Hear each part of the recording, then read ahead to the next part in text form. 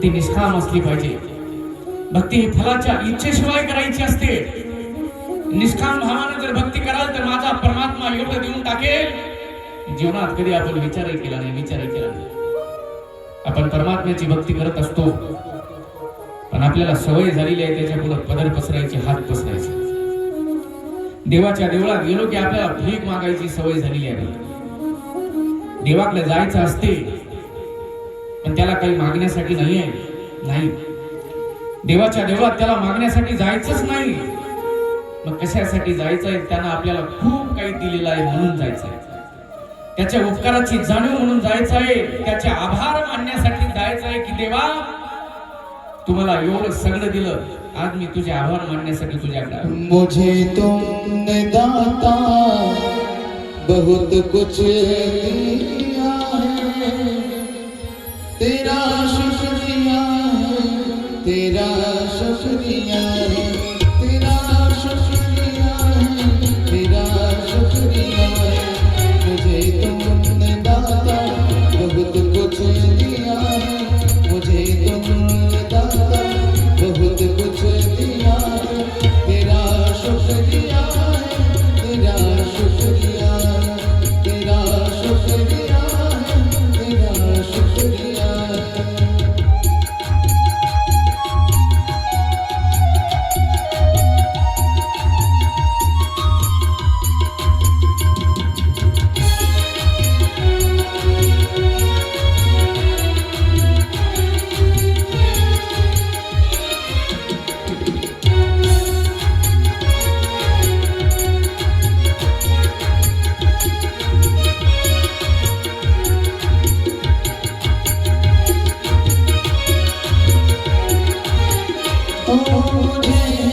सहारा तेरी बंदगी का है, जिस पल गुजारा तेरी जिंदगी का.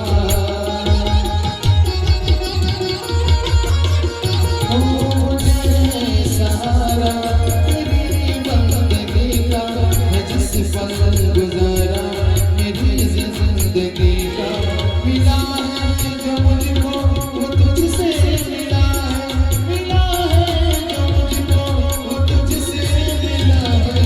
मुझे तुमने दाता बहुत कुछ दिया है, तेरा शुक्रिया है, तेरा शुक्रिया है, तेरा शुक्रिया है, तेरा शुक्रिया है, तेरा शुक्रिया है, तेरा शुक्रिया.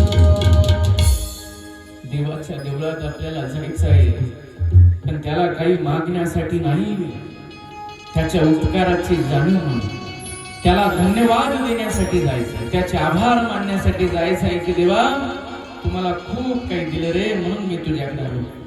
बरं का, इच्छेशिवाय भक्ती करायची असते, फलाच्या अपेक्षेशिवाय करायची असते. आणि फलाच्या इच्छेशिवाय भक्ती जर केली तर परमात्मा आपल्यासाठी काही करायला तयार आहे. चित्ती नाही आस त्याचा पांडुरंग दास. नाही का, काम करायला तयार आहे तो, काही करायला तयार आहे, काही करायला तयार आहे. सगळ्या भक्तांच्या घरी सर्व प्रकारची कामं केली माझ्या परमात्म्यानं पण त्यांच्या अंतःकरणामध्ये, त्यांच्या मनामध्ये तिळभर सुद्धा इच्छा नव्हती की मला त्या देवाने काहीतरी द्यावं म्हणून. देव विनंती करायचं त्या साधूंना, त्या संतांना म्हणायचं अरे मागा रे, माझ्याकडे काहीतरी मागा.